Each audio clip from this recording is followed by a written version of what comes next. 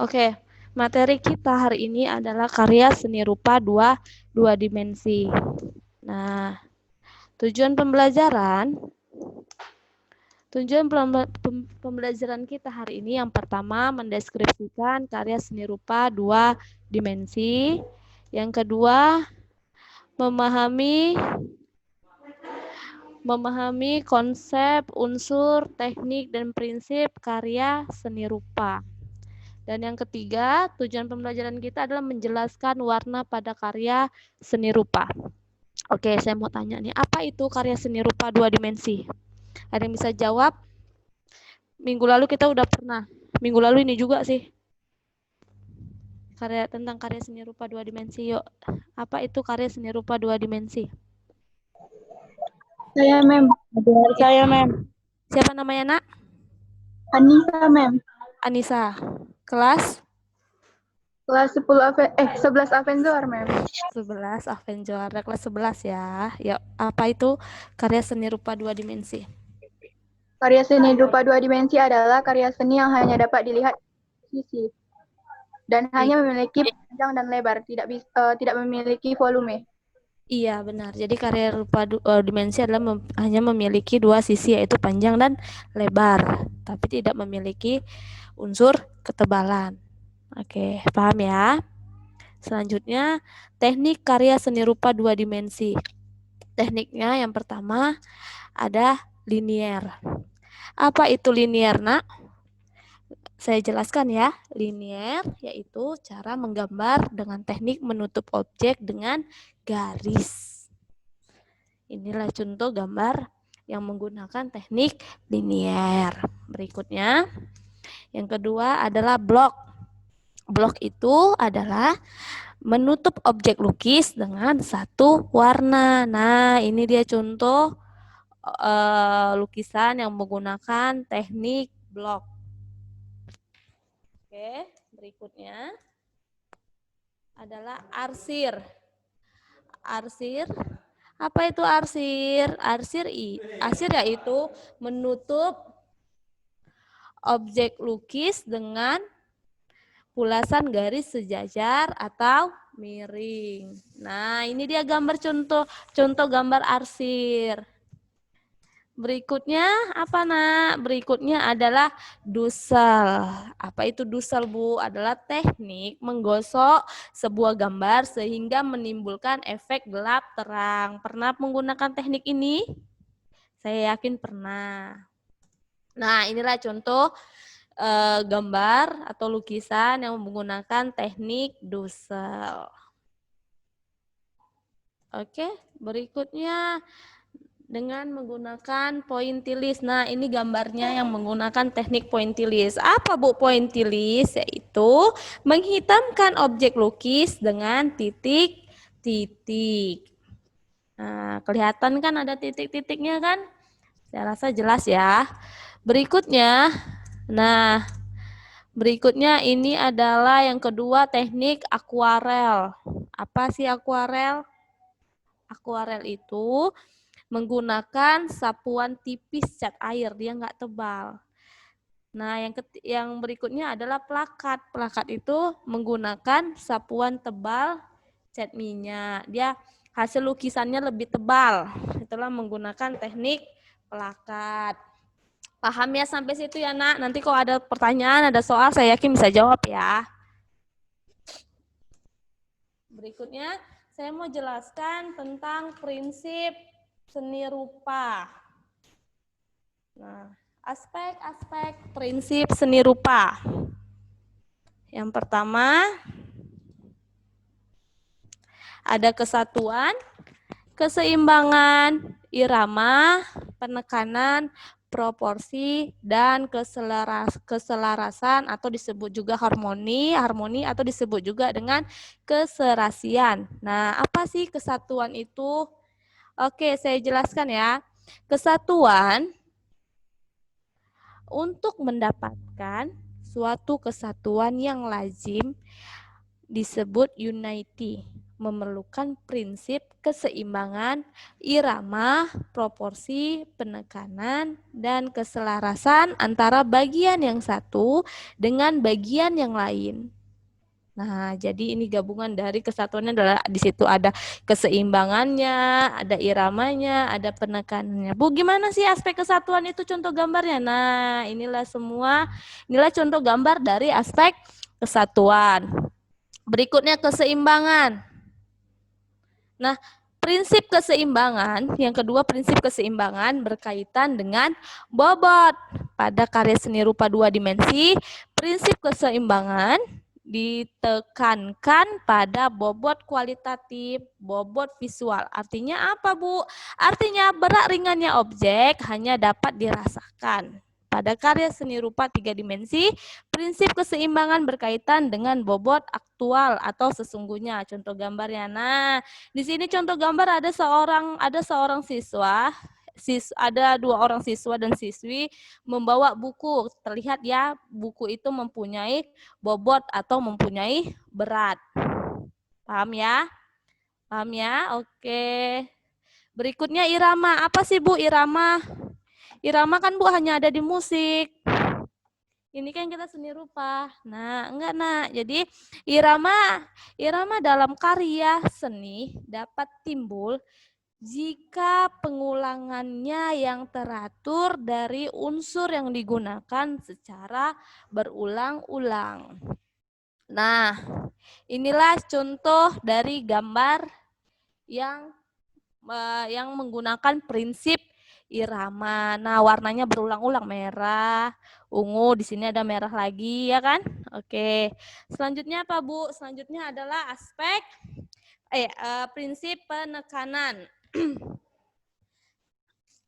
Nah, apa sih, Bu, prinsip penekanan? Prinsip penekanan pada seni rupa bagian yang menarik perhatian menjadi persoalan atau masalah.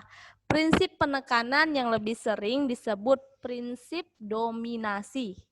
Dominasi pada karya seni rupa dapat dicapai melalui alternatif beberapa unsur pengaturan yang berbeda baik ukuran atau warnanya. Nah, ini dia. Ini saya kasih tunjuk gambar lukisan atau gambar yang menggunakan prinsip dari penekanan ya, Nak. Nah, ini gambaran. Nah, di sini terlihat titik-titik, ada yang titik tebal, ada yang titik kecil. Nah, di sini ditekankan yang tebal. Paham ya? Oke, selanjutnya proporsi. Sudah saya timbulkan pula gambarnya.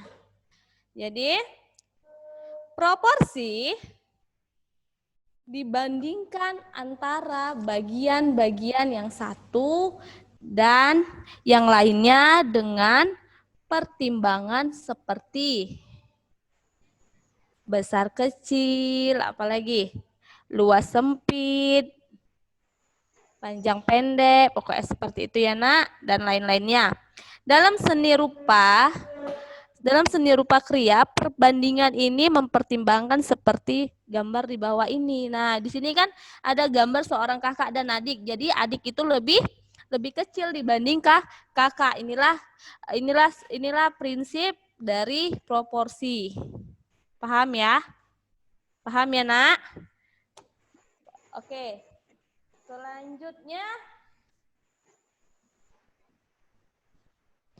Selanjutnya adalah keselarasan, disebut juga dengan harmoni, disebut juga dengan keserasian. Oke ya. Jadi prinsip ini timbul karena ada kesamaan, kesesuaian, dan tidak adanya pertentangan. Selain penataan bentuk, tekstur atau warnanya juga berdekatan atau disebut juga dengan warna analogus atau warna analog. Nah, ini contoh gambarnya. Nah, gambarnya ini warnanya berdekatan, ada biru muda, biru tua, kan warnanya berdekatan. Oke, paham ya? Paham ya, Nak? Selanjutnya Nah, kita bicara warna nih. Warna. Apa sih warna? Ada yang tahu, Nak?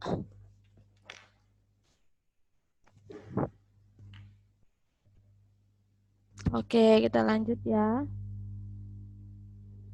Nah, dalam karya seni rupa, warna itu terdapat macam-macam golongan.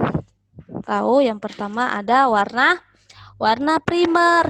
Apa aja warna primer itu, Bu? Warna primer tuh ada 3 warna, Nak. Ada merah, biru, dan kuning. Jadi inilah contoh warna primer. Selanjutnya ada warna selain warna primer, ada warna apa lagi ya disebut dengan warna sekunder. Yes, betul.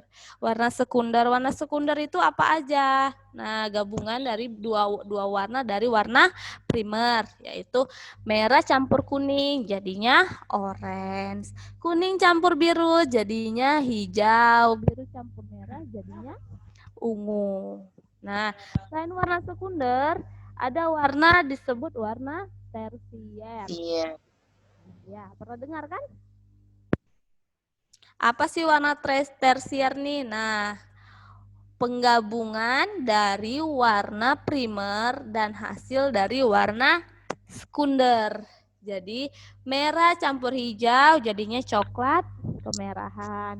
Kuning campur ungu jadinya coklat kekuningan. Iya kan? Terus, biru campur orange jadinya coklat kebiruan. Ya, nanti modulnya saya kirim ke psikologi, silakan cek ya, Nak. Atau ada tugas.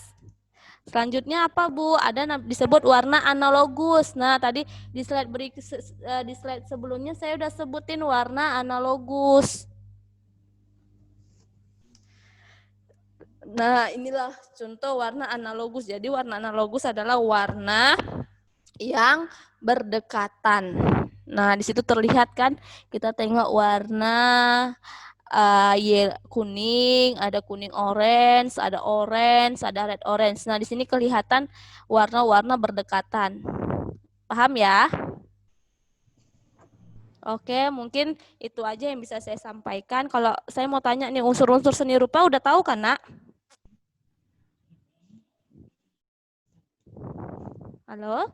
Untuk unsur-unsur seni rupa udah tahu, Nak? Yang ini loh, yang unsur seni rupa itu ada titik, ada garis, ada bidang, ya, terus ada apa lagi? Ada bentuk, ada warna, iya, warna, gelap terang, tekstur, ruang. Nah, paham ya? Itu SMP lah ya. Paham. Oke,